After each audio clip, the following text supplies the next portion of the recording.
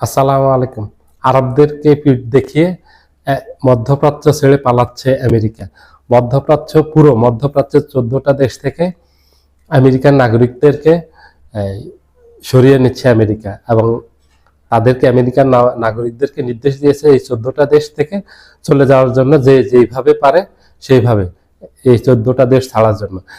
এখানে মধ্যপ্রাচ্যের যারা আছে আরব, যে আরবরা আমেরিকা ইসরায়েলকে বন্ধু ভাবে, সেই ইসরায়েল এবং আমেরিকা আজকে বুঝিয়ে দিয়েছে যে আরবদেরকে আমেরিকা ইসরায়েল বন্ধু ভাবে না।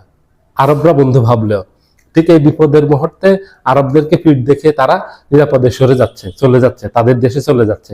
ওটা নিরাপদ। মধ্যপ্রাচ্যকে অনিরাপদ করে চলে গেছে। এই মধ্যপ্রাচ্যের এই যুদ্ধ লাগিয়ে তারা নিরাপদে সরে যাচ্ছে, তাদের দেশে তাদের নাগরিকদেরকে নিয়ে যাচ্ছে আমেরিকা। আমেরিকা হলো ওই জাতি, আপনারা ঠিক সময় মতো আপনাকে পিঠ দেখিয়ে দেবে, এক সেকেন্ডও দ্বিধা করবে না। ওরা খুবই স্বার্থপর। ইসরায়েল একই, ওদেরকে বিশ্বাস করবেন আপনি ধ্বংস হয়ে যাবেন। একটা প্রবাদই আছে, আমেরিকার যে বন্ধু হয় তার কোনো শত্রুর প্রয়োজন নাই। কারণ হলো আমেরিকা শত্রুর কাজটা করে দেয় বন্ধু হয়ে, একেবারে আপনাকে ধ্বংস করে দিবে, নিঃশেষ করে দিবে। আজকে যে আমেরিকা চলে যাচ্ছে এই যুদ্ধটা বাঁধিয়ে, আরবরা আজকে কি অবস্থা? আরবদেরকে আজকে হুমকির মুখে রেখে যাচ্ছে, ধ্বংসের মুখে রেখে যাচ্ছে। আরবরা আজকে পালানোর কোনো সুযোগ নেই, কারণ মধ্যপ্রাচ্যের যত দেশ আছে প্রায় সব দেশে আমেরিকার দূতাবাস বন্ধ করে দিয়েছে, এবং যত কনসুলেট অফিস আছে সব বন্ধ করে দিয়েছে।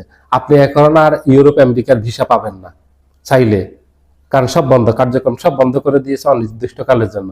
আপনি এখন আপনার জীবন বাঁচানোর জন্য ইউরোপে যাবেন, আমেরিকা যাবেন, এখন আর পারবেন না, সম্ভব না, কারণ ওরা আপনাকে পারমিশন দিবে না যাওয়ার। যে যাওয়ার যে সুযোগ ছিল, যে পথ ছিল, যে দরজা ছিল আরবদের জন্য, এগুলো বন্ধ করে দিয়েছে।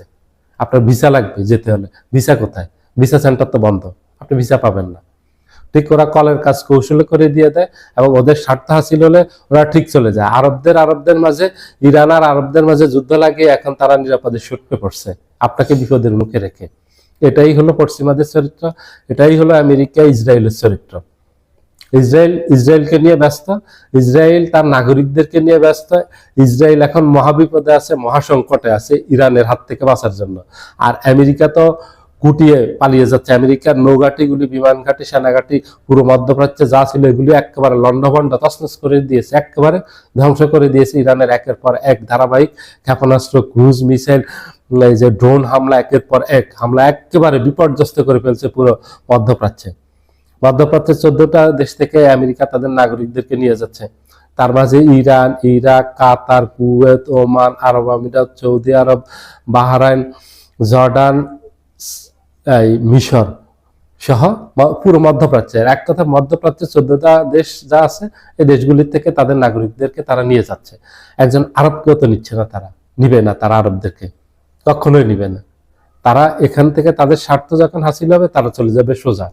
তারা আরবদেরকে বন্ধুও ভাবে না, ভাইও ভাবে না।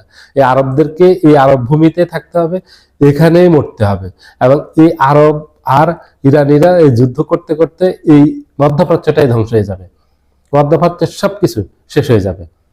মাঝখানে লাভবান হবে ইউরোপিয়ানরা, আমেরিকানরা, আর মাঝখানে ফকির হয়ে যাবে, ধ্বংস হয়ে যাবে একটা জাতি, এই পুরো আরব জাতি ছিন্ন বিচ্ছিন্ন হয়ে যাবে।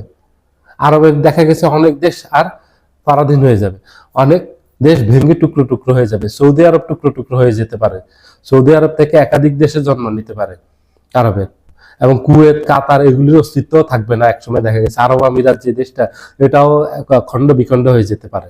কারণ এই যুদ্ধ এখন যেভাবে ভয়াবহ রূপ নিয়েছে, ভয়াবহ আকার ধারণ করেছে, এবং এটা যে কত বছর চলবে, ডোনাল্ড ট্রাম্প তো বলেইছে যে এটা অনন্তকাল চলবে, অনন্তকাল চলার মতো অস্ত্র তাদের আছে।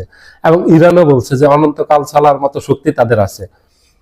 ইরানের সাথে আমেরিকা একটা সমঝোতা করার চেষ্টা করছিল যে এই যুদ্ধ বন্ধের জন্য, যুদ্ধবিরতির জন্য, ইরান রাজি হয়নি। ইরানও এটা কন্টিনিউ করবে। ইরানের এখন আর হারানোর কিছু নেই, এখন ইরান পাল্টা আঘাত করতেছে, এবং ইরান সুবিধাজনক অবস্থায় আছে। ইরান এখন একেবারে স্টিয়ারিং, এই যে যুদ্ধের এই স্টিয়ারিং যেটা আছে, এটা ইরানের হাতে আছে। ইরানের ক্ষয়ক্ষতির থেকে আমেরিকার ক্ষয়ক্ষতি বেশি হয়েছে, এবং আরবদের ক্ষয়ক্ষতি বেশি হয়েছে। এবং ইরান ধাপে ধাপে অনেকগুলি, আগে আমেরিকার যতগুলি সামরিক স্থাপনা ছিল গত 3 দিন, সেগুলিতে হামলা চালিয়েছে। ধাপে ধাপে তার পরিধি বাড়িয়ে এখন আমেরিকার দূতাবাসগুলিতে হামলা চালিয়েছে। তারপরের ধাপে চলে গেছে আমেরিকার যে প্রতিষ্ঠানগুলি আছে মধ্যপ্রাচ্যে, যেগুলি ব্যবসায়িক অনেক প্রতিষ্ঠান আছে, যেমন অ্যামাজন আছে, অ্যামাজনে হামলা চালিয়েছে। এই যে আরব আমিরাতে, দুবাইতে অ্যামাজনের হেড অফিসে হামলা চালিয়েছে। এইভাবে পুরো মধ্যপ্রাচ্য জুড়ে আমেরিকার যত বেসামরিক প্রতিষ্ঠান আছে সবগুলিতে হামলা চালাবে ইরান।